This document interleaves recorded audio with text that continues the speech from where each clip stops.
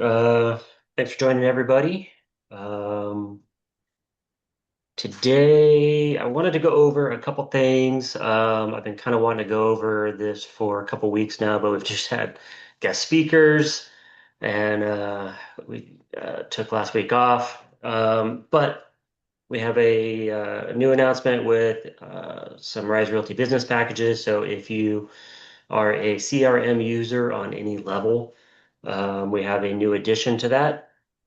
There's also, I'm going to review some information about the fire hardening disclosure for homes that are in a high fire area.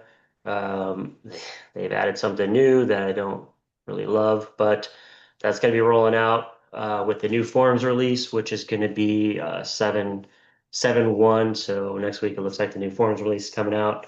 CAR does have some um, meetings scheduled, some trainings on the new forms that are coming up, but we're also going to go over that too once I, see what's actually rolled out and things like that. We'll cover some of any important changes that happen. And then I'm going to go over some, I guess, best practices, you want to call it. If you have a slow moving listing or if you're going to be taking a listing in this market right now, we have shifted to a buyer's market in many regions, not all regions. So obviously this isn't going to apply to every single region or every single house, but we have had a lot of calls come in, um, asking, hey, what can I do to get this listing moved? It's kind of sitting, days on market are getting long. So we're going to go over a few things there. But before we do that, we have Gary with Tried and True Home Loans, and he's going to give us a quick mortgage update. How's it going, Gary? Doing good, Stop Travis. share. All right, let me share my screen real fast. Good morning, everyone, and thanks for attending the meeting again this week. Can you see my screen? It says meeting us. Yep. All right, cool. All right, so yes, my name is Gary McDonald. I'm with Trident Tree Home Loans, which is the sister company to Rise Realty. Travis is our broker on both sides. So if you wanted to, and we've got a few loan officers. So if you wanted to get the contact information in the Rise Realty back office, we're right here. Just click on that, and that'll take you to all the loan officers that we have. So hopefully we can earn your business, bring us your deals. We'd love to help. So here we are, June 23rd. So I'm going to take you back a ways. It's February 1991. So what's that, 34 years? So some of you are going to remember this movie, and probably some of you on the meeting weren't even born then. But the movie was called um, It's LA Story. This one with Steve Martin and Sarah Jessica Parker. And the Steve Martin character, he's a weatherman for the LA network TV. And every day he would be going on doing the weather forecast, and it would be blue skies, sunshine, great day for the beach. Day after day after day after day, it's the exact same forecast. And then I think one weekend they were going off on a trip somewhere. And so he pre-recorded all his forecasts for that weekend. So it's all blue skies, sunshine, blue skies, great day for the beach, yada, yada, yada, all weekend. And as you probably guessed, that weekend it rains like crazy. So all his forecasts are kind of off a little bit, to put it mildly. Anyway, the reason I brought it up was because I feel at times that I could pre-record the rate update each time because nothing's really happening. I mean, it's the same rates basically each time.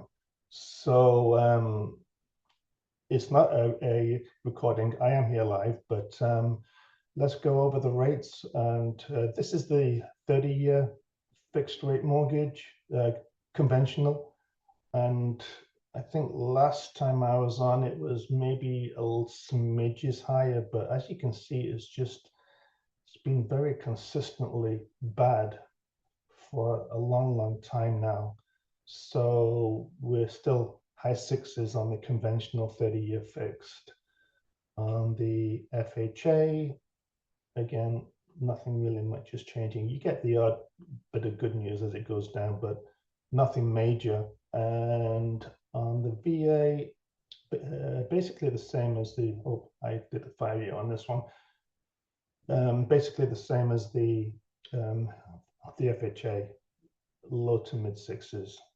So that's where we are on the rates on these. And quite often we can kind of work with you a little bit on the rates. You know, this is just like a general guide. So it varies borrower to borrower. So this is just a general guide of where rates are. So people are asking you FHA low to mid sixes, conventional closer to 7. So here we are. So let me explain real fast the difference between median and average with regards to numbers.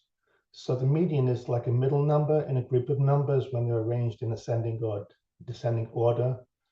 And if there's an odd number, it's the middle one. If it's an even, it's the average of the two middle numbers.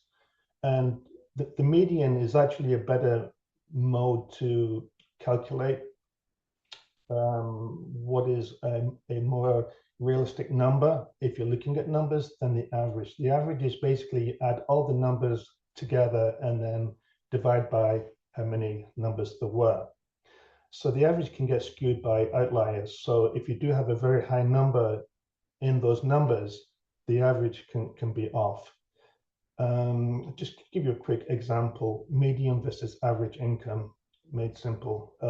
So these 5 numbers for the median, well, okay, let's do the average first. The average is going to add them all up for 24, and then it divides by the number of numbers there were to give 84,000 in this example. On the median, it's going to take the middle one, 45,000, which is a better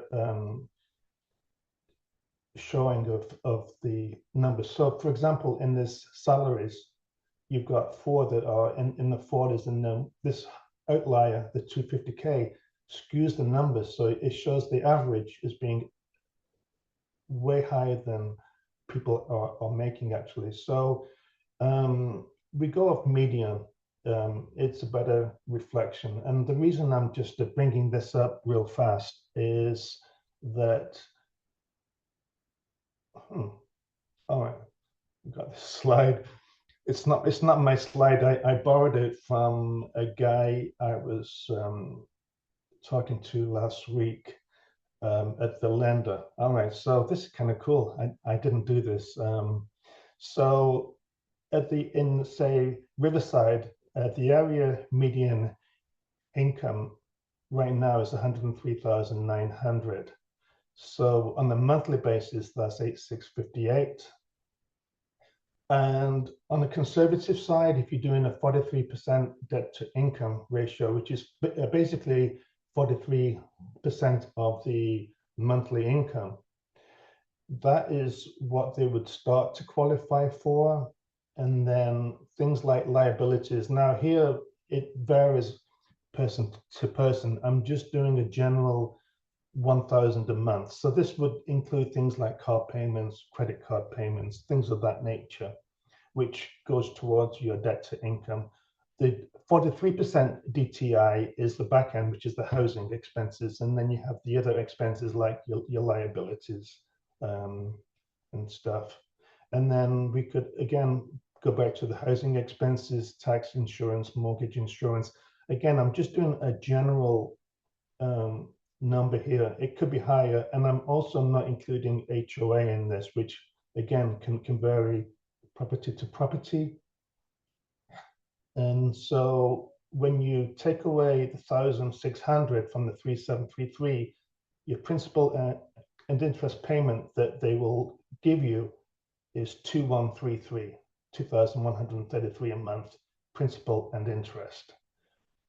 At a loan amount of 6.75%, that is a loan amount of 335,000, and with a 3% down on a conventional, which they can do at the moment, you can do a purchase price of $345,000, which doesn't sound a lot, But actually, in Riverside County, I just did a search this morning, and for the listings under 345, there are actually 425 properties for sale, and that's not including mobile homes. So we can do mobile homes on land.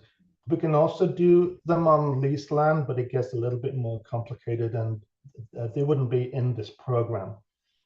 But and I know with a lot of these homes, there's 425, a lot of them won't qualify. So, but it does show that even in these times of high rates and affordability issues and the like, there are still deals out there that we can find. I mean, I put in $1,000 liabilities. It could be almost zero. I mean, if the car is paid off and the credit card payments are minimal, this would be lower. The P&I would be higher, and the loan amount could be higher.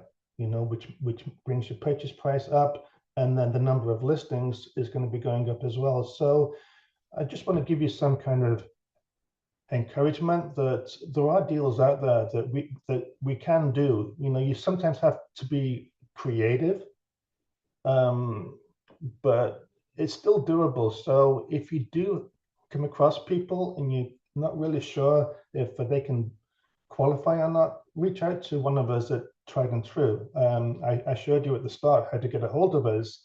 But if you do have any questions, or you want to get a person pre-approved or see what they qualify for, just reach out to either one of us at Tried and True, and then I'll give. This is my contact information. You can scan the QR code, and that would save my contact information in your phone. But that's all I've got for this week. But like I said, don't give up. There are ways to get deals done, even in times of high rates and high value. So just reach out to us, and hopefully we can help you. All right, and thank you for your time today. Are there any questions that I'm seeing? Do we have any questions? It don't look like it. If you have any questions, you throw it in the chat. Yeah, or reach Um, out to me directly. Either. if you usually when we tip into a buyer's driven market, we do kind of talk a lot about down payment assistance programs and things like that, because it's a good time for those buyers to kind of jump in usually. Um, the sellers are more receptive to that. Getting closing costs built into the purchase is usually easier.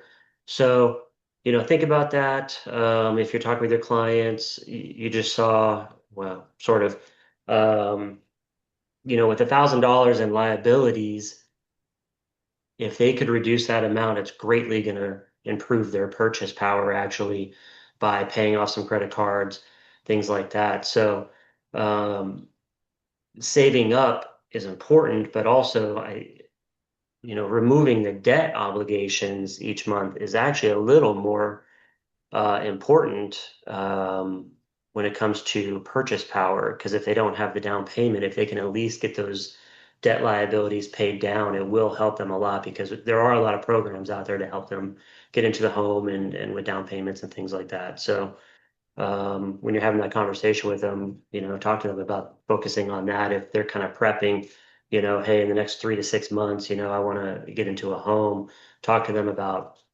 paying down the debt. So, um, let's roll into today's meeting. All right, thank you, Gary. That was good. If you have any questions for Gary, go ahead and toss them into the chat.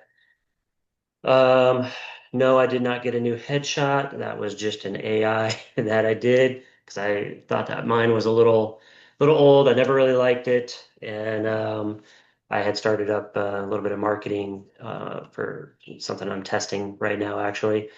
And I needed a new headshot, so I used one. It was $40, pretty easy. Got it back in 2 hours. There is a link to it in the back office if you're interested in getting kind of an AI type headshot. Um, so yes, I did not get a new headshot necessarily. All right. Um, let's talk about the business packages real quick. So if you Um, looks like we do have a question in there, Gary, if you want to jump into the chat. So if you are purchasing any of the business packages from us, we have different levels of them, from CRM only to, some lead gen and some other things like that. We had the CEO of Whisper on earlier this year, a couple months back. Can't remember exactly when, but he is now offering that product to everybody who is purchasing one of our business products. So, and we've also integrated Whisper in with Sierra Interactive. So now you can integrate all of your contacts from Sierra into the Whisper network. And so your properties that you have in there will populate into Whisper notifications and all that kind of stuff. We are going to have a quick demo on that if you are a business package user. If you're thinking about getting one of the business packages, we're going to be doing that tomorrow, and you can see how Whisper works, how you get it connected, so on and so forth. So if you're on this meeting and you have any of those business packages, you'll be getting an email today if you haven't already. We do have a Google Meet tomorrow. We will record it and send it out, but it's always best to do it live because then you can ask questions and things like that as you go. So why Whisper and WhisperNetwork.com are a game changer for you? Basically, it's access to pre-market inventory. So instead, the way that I see this product being beneficial, especially when you are in a seller's market with limited inventory, but it can really work whenever. We have a buyer and they're looking for a certain neighborhood or a certain type of house in maybe a school district or something like that, and it's just not coming up for sale. You can use this network here to go to their map search and look within there. All the little dots are going to populate of potential properties. And the way it works is instead of going and door knocking, because you're not going to get the exact address, you're just getting a location, you know, area. It's generally going to be located in this community right here. It's not going to pinpoint it, and that's for a purpose. Um, it will give you what the home is, a 3 to 1900 square foot. And then basically you can connect with the agent who knows the owner of that particular property. Or maybe it was one of their home value leads or something like that. And then you can put in an inquiry with that agent, like, hey, ask someone that might be interested in that house. And then from there, that agent can open up a conversation with that seller and say, hey, you know, we haven't talked in a while or whatever it is. Would you be interested in selling? We have somebody looking for this type of house in this neighborhood. And it opens up that conversation there. It works in reverse. So there are obviously other realtors that are, outside this brokerage, part of that Whisper network as well. And when you integrate your contacts into there, you are going to get pinged with someone who might be interested in one of those properties, which for you can open up a listing opportunity to represent a seller because they're going to do the same thing. They're going to say, hey, I have a buyer looking in that neighborhood. Um, and then you open up the conversation. So you would go to your lead or your past client or whoever they are, whatever reason you have them in your contact database.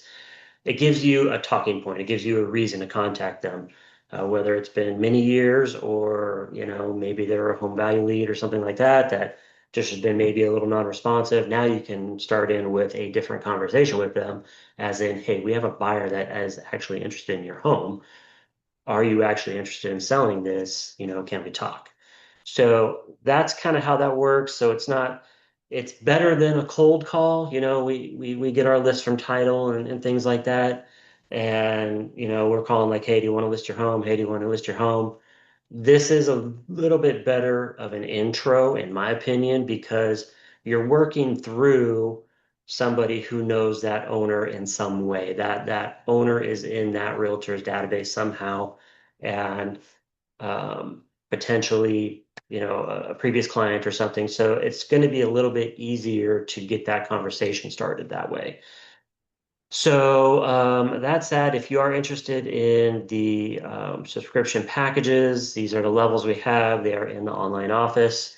You just go to the lead gen tab and click on company biz packages, and it's going to look like this. There's more stuff included, but if you click on any of those images, then you will be able to go and see the full details and get signed up if it's something you want to do. So um, let's see, we got a couple questions in here. Do we enter potential sellers into here and see if we can find a buyer as well? Well, sometimes a seller is a buyer, so you would be entering your database. So, Leo, I know that you're doing some lead gen, some home value lead gen. So you would integrate that. You're gonna, upload your contact list. Essentially, you're syncing it with Whisper, and then it's going to populate into the Whisper network, and you may start getting pinged from other realtors who are also in the network saying, "I have somebody who would be interested in that house." And now, like I said, you have a different conversation when you go to this lead who you may or may not have ever talked to, or maybe you talk to them and they're like, "Oh, in 6 months," but if you have a buyer ready right now, maybe you can kind of move that along. So um, that answers that. So we'll go down. Okay. Updated fire hardening disclosure. This will be effective 7/1 of this year. So it's coming up soon. This is not my favorite. But this is where we're at. They're going to be modifying that the FHDS, which is already kind of a challenge for a lot of people to fill out. And they're not making it any easier, in my opinion. So, starting on July 1st, 2025, sellers of residential property, 1 to 4 units, built prior to 2010 and located in a high or very high hazard severity zone, are required to provide buyers with a list of 12 categories of low-cost retrofits that may make a property more resilient to wildfires. The seller is also required to disclose to the buyer if the seller has completed any of the 12 specified retrofits during the time the seller owned the property. Unlike the vulnerability disclosure requirement, the low-cost retrofit disclosure is not based on what the seller is aware of, but rather on what the seller has completed. So throw it in the chat on how you feel about that. So I think this is just making this thing even more difficult for the sellers to complete. The one we have is already, um, you know, challenging for a lot of people, real estate agents and home sellers. And if you don't like this kind of stuff that's going on, talk to Car essentially because they drive a lot of this. So how does the low-cost retrofit disclosure differ from other disclosures? Well, California law requires sellers of residential property, 1 to 4 units, to disclose to buyers material facts and defects that could impact the value of the property to be sold. So put the high fire part aside. What this in red right here is referencing is everything, basically. So they're saying California law requires sellers of residential 1 to 4s to disclose to buyers material facts and defects that could impact the value of the property to be sold. So this is your TDS, this is your SPQ. When I have sellers fill this out, I say the state of California wants the buyer to know everything you know about this home. So this is falling underneath um, that law. Sellers are advised that when in doubt, they should disclose because it is better that a buyer finds out about a possible negative fact before rather than after escrow closes, because then we have post-closing issues. We have, complaints from the buyer, potential lawsuits, things like that when things were not disclosed properly. As a general rule, over disclosure of defects is better than under disclosure. If the defect does not exist or the buyer is not concerned about the issue, the buyer has been forwarded. So if disclosure is not made, however, a buyer has a potential legal claim for negligent non-disclosure, concealment, or fraud. So this is how this retrofit disclosure, well, this is actually a little different. This is talking about what the seller knows about the property, right? So the low cost retrofit disclosure is different because it requires the disclosure of a potentially favorable fact about the property, that the fire hardening improvement has been completed during the seller's ownership. In this case, one has to advise caution in making a disclosure. So is it better to over or under disclose positive features? Over disclosure of positive features can be detrimental to a seller because a seller who discloses that a retrofit has been completed is making a promise about a positive condition of the property, just the way that anything else has been improved over the years. New water heaters, kitchen remodels, new plumbing, all of that stuff. So if the retrofit has not been fully completed or has not met the standards described for the retrofit, the buyer could claim the seller represented the property to be in a better condition than what it was delivered. So for example, the roof replacement disclosure asserts a Class A fire rated improvement. Now, unfortunately, I don't have the new version yet. We're going to be seeing that next week. But for example, the roof replacement disclosure asserts a Class A fire rated improvement. If a new compliant roof was placed over an aged roof, but not over a recent home addition, or if it's unbeknownst to the seller, the roof was a Class B rated rather than a Class A, the disclosure would be inaccurate. And this is why I don't really like where this is headed, because this is going to be very challenging for a lot of sellers to fill this out. And as listing agents, we need to ask a lot of questions, not just go and take the listing. We need to ask a lot of specific questions about, well, this in particular, especially when they're filling out their disclosures. So what is the best practice when making fire hardening disclosures?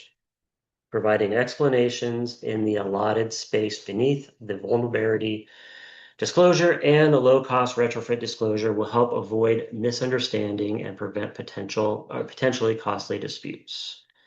What forms should be used to make fire hardening disclosures? Uh, Nothing's changed there. It's fire hardening defensible space disclosure and addendum, FHDS, with a revision date of 6/25 or later. So that'll be in 2 days. FHDS revised 6/22 may be used up until 7/1. So the current one that's in zip forms right now, you can use up until essentially like next week. And then you can't use that one anymore. So refresh your zip forms. If you have a file going that's ongoing and you already did disclosures, you're going to have to redo the disclosures if the home is not sold yet. At least this particular disclosure.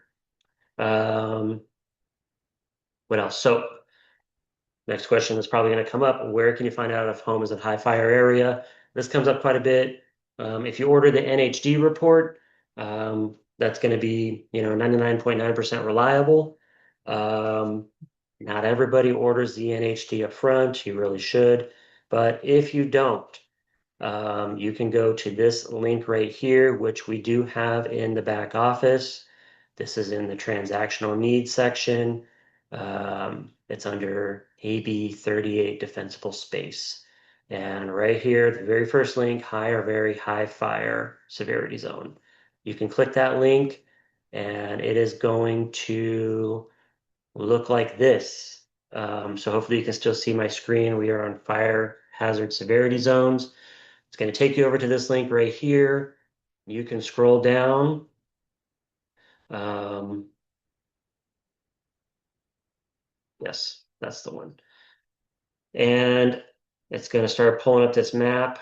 Um, you can type in the property address and it's going to ping it. It's running a little slow because of Zoom, but essentially it's going to ping the home after you type in the address. Um, Default map, where was that? They don't make it.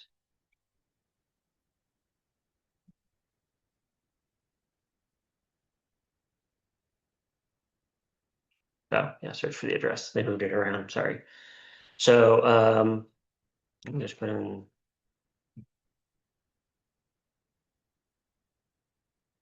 let's see. Let's see if the office is in a high fire area. Yeah, what do you know? It is. So you can see that this pinged in a high fire, which is red. So that's the highest. And then you got the orange and yellow. So this is how you find out if the home is in high fire before you go into the listing, before you make an offer, all of these things, so that you will know if you need to fill out this disclosure or receive this disclosure. 'Cause that's the other thing. If you're not receiving this as a buyer's agent, you need to make sure that you are, because this is a requirement. So go back over here. Um, so do we have any questions on that? Let me check the chat. How do we deal with the condo sales? Same thing. The HOA should have information on this, on what they have and have not done. I'm hoping that, I would go to them to help with uh, those 12 improvements.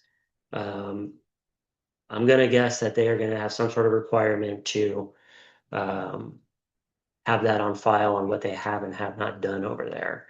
So yes, Rochelle, this isn't really one that I like very much. It's not even an improvement. This is just, I think, pinning sellers down even further, because they're gonna be like, I don't know what's been done. So so that's that. Look out for that. Please read through the new form. I'm gonna go over it again. I'll probably throw out a demo on how to fill this thing out.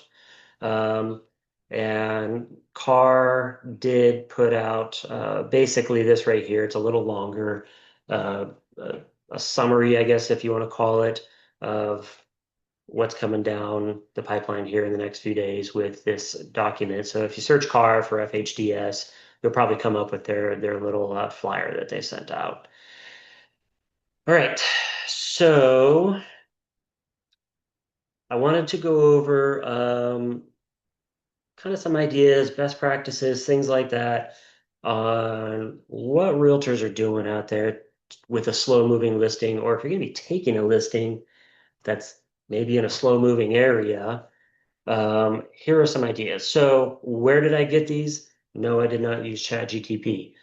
I was scouring Facebook real estate groups such as Lab Coat Agents, Real Estate Mastermind, and other ones, and I wanted to see what realtors were talking about and what suggestions were being provided out there by some of the top performers on what they're doing to get their listings moved. So there was a ton of feedback. There was multiple posts about this particular topic in general.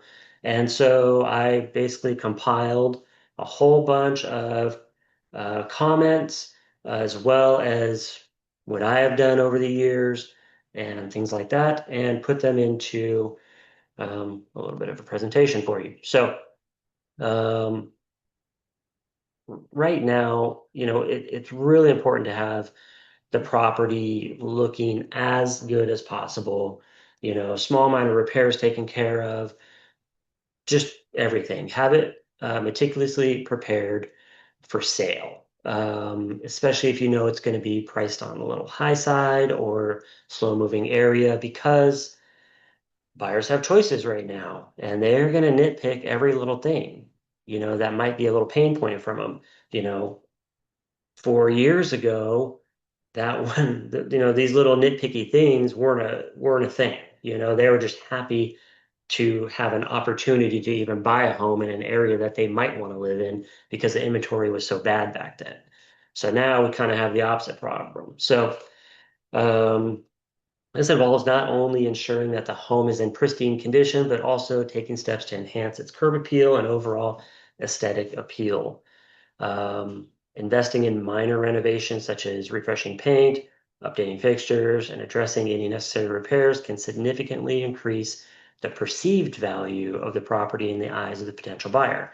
We have to remember that, especially with first-time home buyers, but other buyers as well, when they see something that is a pain point for them or that might need to be repaired, they're thinking triple costs in their head. Like they don't know how much any of this is going to cost. Um, so if we take care of that for them up front, or the seller does, then that just removes that out of the equation. Um, Now, what do you do with a fixer-upper? Obviously, a fixer is a fixer. Now you're looking at pricing it properly because there's not much you're going to do about a fixer, unless the seller wants to invest some money, which usually when they're selling a fixer is because they don't have the means to do so or they don't want to. So additionally, pricing the property competitively is crucial in a market with an abundance of inventory, which we are seeing in a fair amount of the markets. Conducting thorough market research and consulting with experienced real estate professionals can help sellers determine an appropriate listing price. So let's talk about effective marketing is another key factor. Just putting it in the MLS isn't going to work for a lot of neighborhoods. We have to go a little bit above and beyond right now. Yes, we're going to have to put in some money for marketing. We're we might not be used to that right now, um, or we haven't been used to that because our listings have just been, flying off the market, but we have to put in some effort now. Let's get to what I like to call pricing, promotion, and presentation. So these are what we need to really kind of focus on in a buyer's market. So you got to double down and keep working really hard, even when priced right, obviously. Sticking a sign in the yard and the basics to get a household is just probably not going to cut it in a lot of your markets right now. So stay educated and keep the consumer constantly up to date and keep the phone handy because you want to answer every call and every opportunity that comes through. So let's talk about pricing the home. And I would love to see your suggestions. If you want to pipe in, raise your hand, and join in the conversation or in the chat as well.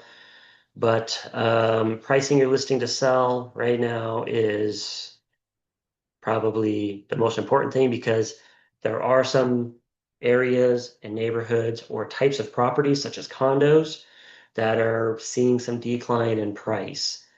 So when pricing the property, I highly recommend don't just use the automated value models. Like, don't go to Zillow and say, well, Zillow says it's this, or don't go to RPR. Don't use the quick and dirty on the cloud CMA. Like, I don't think that those are very good valuation models to begin with for most areas. And also, our clients are paying for us for the expertise. We need to know the market trends. We need to see the market times, and we need to price the property accordingly. Are we in a declining market? Are we in a flat? Are we, our price is rising? What is it? Because that's how we price the property, you know. Um, you have to look at your competition and market trends in the immediate area.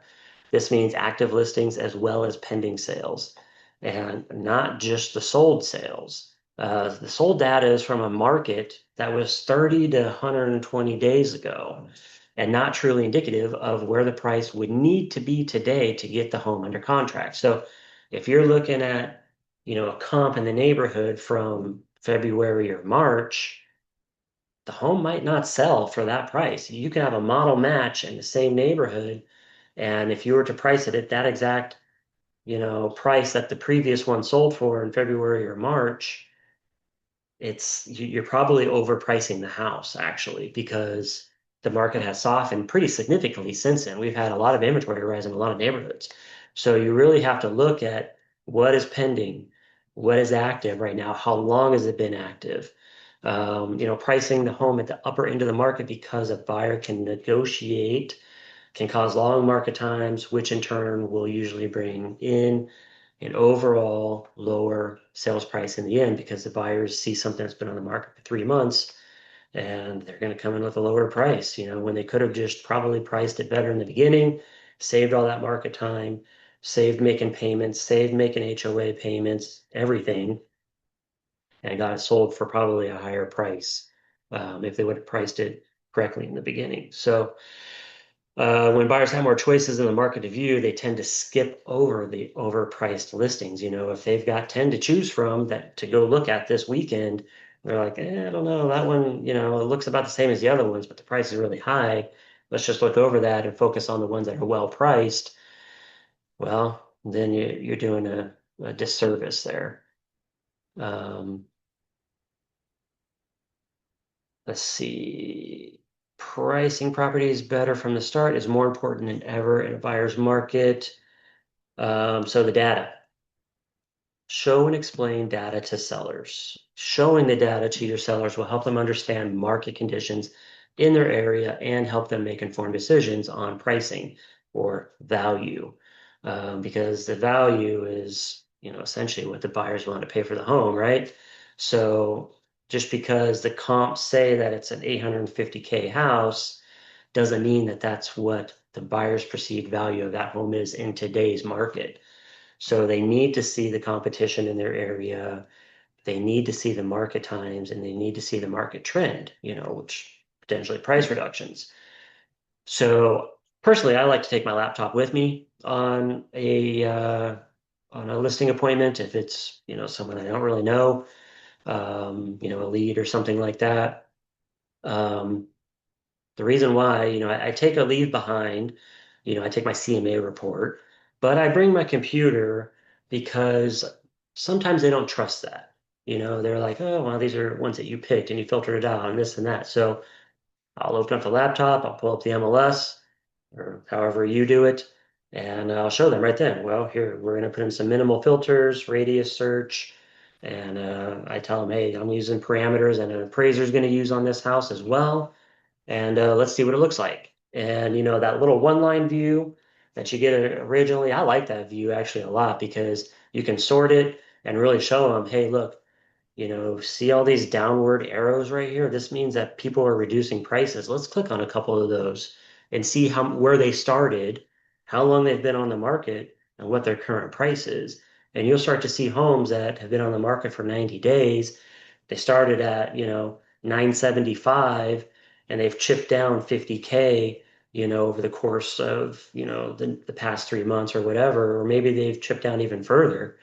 And so showing a seller this data can help them, can help the conversation along when you're trying to get to a reasonable list price that is going to get the home sold because there are buyers, there is buyer activity, but they are being very choosy with what they're looking or what they're making offers on. So, and get your seller to buy in with your marketing plan. Look, we want to price it this way. We're going to do these certain things. We're going to host these open houses. It's going to be syndicated out to these areas. Get them to buy into that. Discuss up front what data shows when it's time for a price reduction. So when that time comes, the conversation is easier. So what I mean by that is during that listing consultation, you can say, okay, we're going to look at this price, and maybe they're not quite agreeing to where you want to price it. And we'll just say, look, if we're not getting showings, or if the showings are slow, or if we're not getting, really any action or calls or anything on it, the views are low on, syndicated sites, that's an indication that we need a price reduction. That's a pricing issue not necessarily anything else. So talk to them about some of that data up front. So in 2 weeks or 3 weeks, when you come to them and you say, look, we've had no showings. We discussed this in the beginning, or we had a few showings in the beginning, but it's been quiet for a week or two. Um, it's indicating that it's time for a price reduction. That'll be an easier conversation. If you don't lay the groundwork up front, you'll run into many challenging conversations with your sellers, and they may lose confidence with you as the market times start to increase. So showing and explaining the data during the listing appointment will not only help them with being realistic with their pricing, but also help you as their agent with conversations about the true value of their home in today's market. Um, I like to call agents with pending sales and ask if they are under contract near list price. Ask them how the traffic was on their listing. See if they can provide any insight as to what enticed the buyer to offer on their listing. I like to go with that data to my listing appointment or as a follow-up from the listing appointment because that's real-time data right there. If you're talking to somebody in the neighborhood that went pending, well, they had reduced the price, or maybe they started at the price that made the buyer want to make an offer. So I need to know, or I want to know, because they got to that price, did they actually get that price, or are they another 5% lower, or did that get them multiple offer situation? Like what happened? And surprisingly, a lot of agents are willing to have a conversation with you about their pending listings. While they might not give you the exact price, they might say, yeah, it's right about list, or it's just over, or just under, or something like that. And so then that'll help you with your pricing and your conversation with your sellers.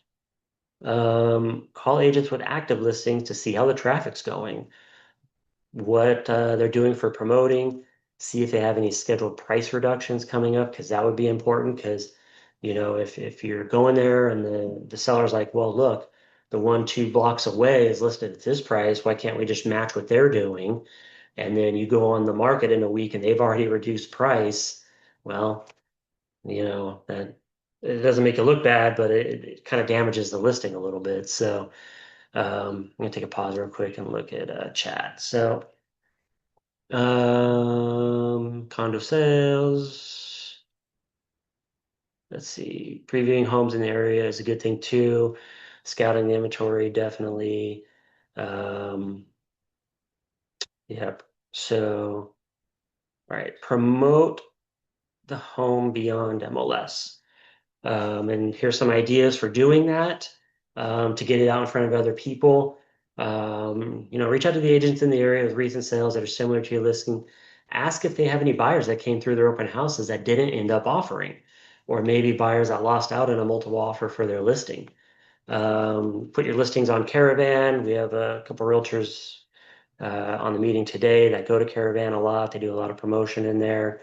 Um, Realtor boards, put on multiples of these in pretty much every area. Look at the Facebook groups and Marketplace. It's a good place to put the listing out there. It's also good as a lead generator as well, and it doesn't cost any money. It's a good way to also show your clients you're working to get the listing in front of people who don't have saved searches in the online portals. Not, they might go to a Zillow or a Realtor.com or a Homes.com, but they might not have a saved search. The algorithm's just kind of feeding them stuff because they're like kind of browsing a little bit, but put in front of a marketplace or a Facebook group can sometimes have it really get in front of their face even more. Short and long video on your social media channels. We have a couple realtors here that are pretty successful with their media content and their YouTube channels. If you don't have the YouTube channel set up, I would suggest doing that. Um, it's one more channel where, you have your content out there and also a lead generator for yourself. So you utilize YouTube and other video-driven platforms and learn how to make scroll stopping content.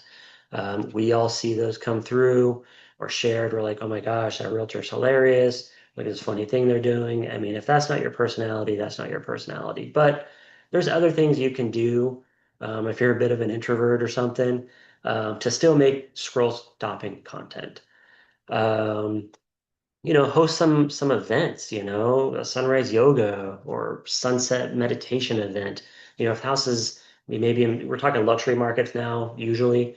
If they got some great views or a really nice yard or something like that, see what you can do to invite people in, obviously with the owner's permission, and give them a tour of the home as they come through. Do your event there. Maybe they'll go talk to people. Maybe they're looking in the market. Who knows? You can do the same thing with local artists. can host a little evening or something like that, a little art exhibit, because they will invite their social media as well if their art is being shown there. So again, we're talking some higher end stuff, but um, incentivizing the buyer, I like this a lot. This is something that I've always done.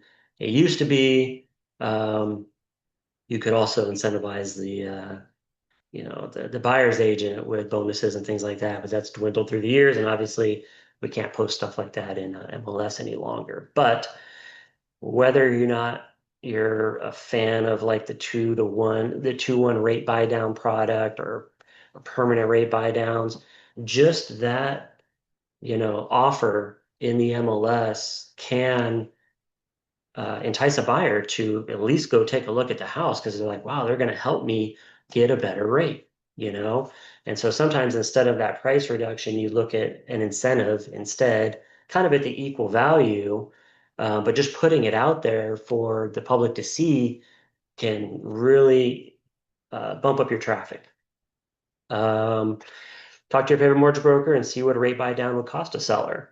It might be 5,000, it might be 7,500. It might not be that bad. And so instead of doing a 10K reduction, you know, keep it at the same price, but make that revision in your marketing remarks, or maybe just do a very slight price reduction and then revise your marketing remarks so that the search portals, pick up the change. And then it's going to drop into everybody's feeds and save searches and things like that. So this concession can usually be placed right in the marketing remarks. I like to put it in front and center top line when I do that. And it's a real way for buyers to reduce their monthly mortgage cost and maybe get you more exposure without the seller having to reduce their price. Now, the net to them is still going to be reduced, right? But at least the price will remain high. That does help the neighborhood. Um, Use feedbacks from showings, or ask the seller what they don't like about the home and use those pain points to create incentives for the buyer. Extended home warranties, seller paid HOA dues for 6 months or longer. I have one right now that's got a really high HOA with really not much benefit, in my opinion. I don't even know why the HOA is so high. It's been a pain point for buyers coming through. And so I'm talking to the seller about offering something like that so that you know, it's a buyer incentive. It's real cash savings, um, and it's alleviating a pain point that has been brought up on that home. Um, Free moving incentive. I know that this sounds kind of crazy, and you're like, "Oh my God, that's so expensive," and this and that. This isn't necessarily for you. This could be for the seller to provide. I worked for a real estate company, geez, so long ago. Uh, 20 years ago. And that was their shtick, actually, was a free move every time you bought or sold a home with them. And there was parameters around it, and obviously costs were way, way, way less back then, but they had partnered up with a moving company, and they offered a free move, and it would basically cost us 800 bucks out of our commission every time on top of the split. But then we had this really cool advertising piece, and it did garner business. You've probably seen realtors out there with, buy or sell with me, and you can use this truck. Obviously, you don't have to do all of that, but offering a move or, to help facilitate that and pay for it. This can be something coming from the seller side as too. It doesn't have to be out of your commission. That used to be a good one for me back in the day. Travel giveaway, instant upgrade packages.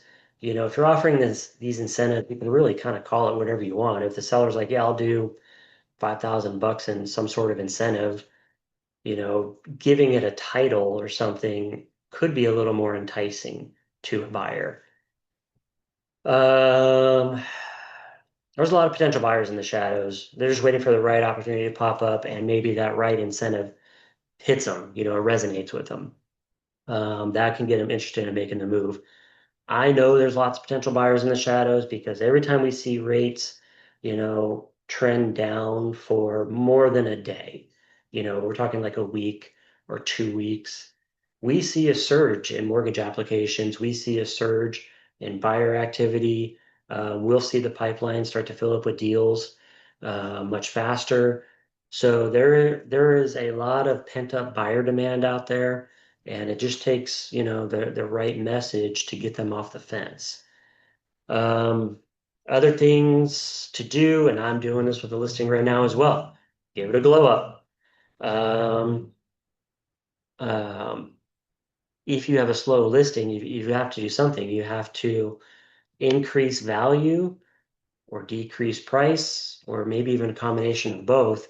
And that's what we're gearing up to do. So you can do virtual staging. Obviously, that's much more cheap or much cheaper than in-house staging.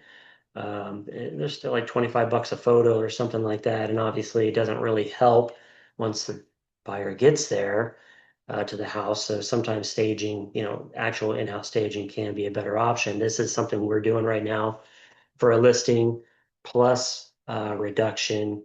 Um, and we're going to kind of do all of that at once. So we're doing a new photo shoot and everything. So, because we had listed the home at a time where things were kind of really moving and the seller just couldn't get prepared in time and was literally about 2 to 3 weeks late on getting it on the market.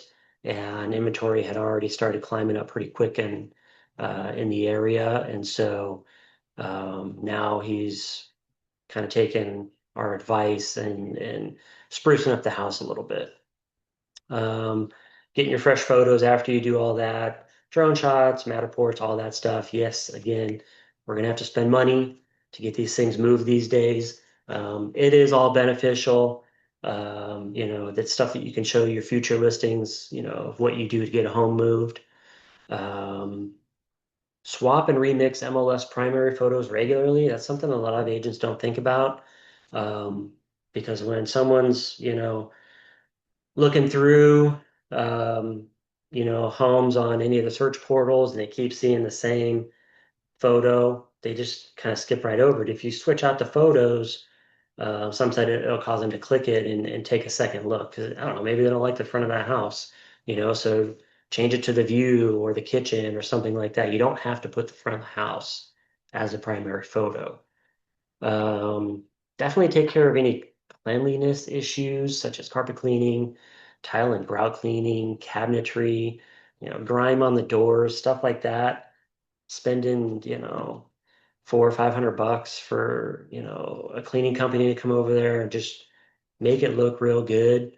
Can also help because people see cleanliness issues sometimes as maybe the home wasn't taken care of well.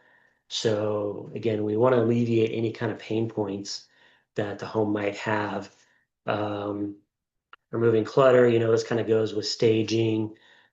Curb appeal, we want to make sure that that's looking good. Removing odors, that's a big one. I had a listing about 4 years ago, 3 years ago, maybe. Yeah, like 3 years ago. And I had sold like three homes in the same neighborhood. And this one came by referral, and it was a slow mover at the time. And we had to start really chipping down the price. But it was one of the lowest price homes in Oceanside. Um, the neighborhood I wouldn't say was popular, but it wasn't unpopular.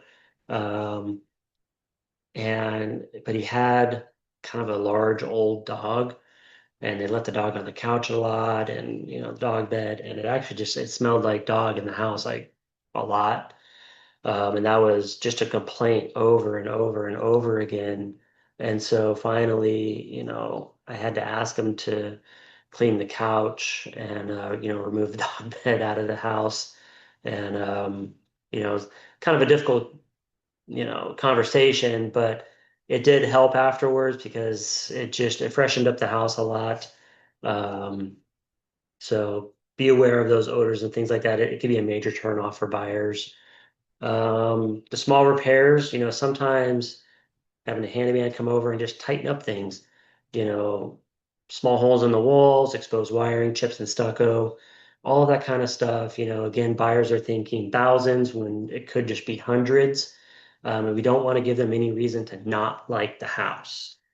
Um, and if it's in the seller's budget, make small and inexpensive updates like interior paint, updating lighting and plumbing fixtures. Those are actually pretty inexpensive.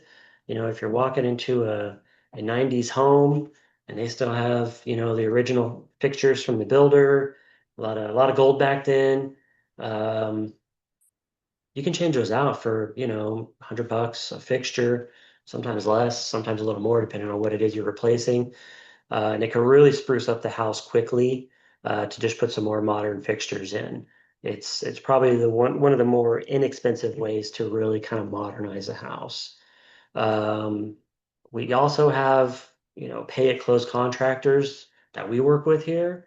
So if you're interested in those, there's free model, and we also have a contractor here that does the same. He's one of our agents, but he mainly does contracting work, and he's done a few of these as well. But take a look at like Free Model or Curbio or something like that, and they will do a pay at close. They'll come and refresh the house at whatever level the seller wants, and they'll do the cost analysis on what's it's going to cost, how much more money can you get for this home if you do it, and the homes look good when they're done, and they end up moving pretty quick. And finally, not everybody's going to like this one, but just don't take the listing or discuss the benefits with the seller, or sorry, you have the option of not taking the listing. If you go there and the seller's completely unreasonable, or maybe they're going to be hard to work with or something like that, maybe you don't take the listing, because what's going to happen is it's just going to sit on the market. It's going to cost you money. It's going to cost the seller money, time, frustration, all of that stuff. So it's okay to be choosy with who you're going to work with and what properties you're going to, list, because it is your reputation on the line as well. And sometimes, if they're not highly motivated and they're just, well, I want to put it up at this price and see what happens, encouraging them to wait maybe could be a good option as well. And then staying in talk, in contact with them. Because again, if it's just going to sit and you have a 90-day listing, because they didn't want to sign any longer with you and they won't reduce their price and things like that, it's all it's doing is costing you money. So sometimes it's better to just not take the listing. So, or take it at a later date and talk to the seller about maybe pausing until some of these other sales get through, or until the rates improve, or whatever it might be. So, um, all right. Let's see, a couple things in the chat. So paint the front door, yep. Do you charge sellers anything for staging a listing that has expired and the seller doesn't want to renew but simply wants to remove it from market? Um, I mean, I usually have the seller pay for the staging. If you're going to pay for the staging, you might want to have a clause in your contract that you get reimbursed, especially on a cancellation.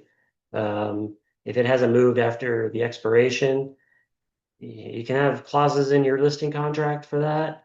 Um, but typically I do have them pay for it because it can get expensive. We did locate a company that is a full pay at close staging company. I'm trying to get her to come on and chat with everybody, because that could be a good option for a lot of sellers. A lot of the ones out there, they want, at least 50% down at time of putting the furniture in and staging, and then, the remainder a certain amount of months later or at closing. Some of them want the full fee up front. So, searching around and finding, what could be a good fit, and making sure that you're protected as the agent from incurring those costs. Um, yeah, and they have gotten expensive over the years, but everything's gotten more expensive. So, all right, well, that's it for me today. Hopefully that gives you some ideas. It's obviously not going to solve everybody's thing, but um, if you ever want to talk about pricing the homes and things like that, I don't use any of the valuation models that are out there. I truthfully don't even look at them. I will go and see what Zillow is saying about my listing, because that's another thing you might want to think about. I should have put it in here actually. Um, if you go and you're going to list your property, um, for a certain amount of money and Zillow has that property at like a lower price, you can select inside the MLS for that not to be shown, for the automated values to not be shown on the internet while the home is listed. So that way there, you don't have buyers trying to, come to you saying, well, Zillow says it's this, and then you're listed at this. Because that can actually be damaging for the listing. So think about that as well, what it does look like online, but don't trust those values online is more of what I'm saying. I like to run manual comps.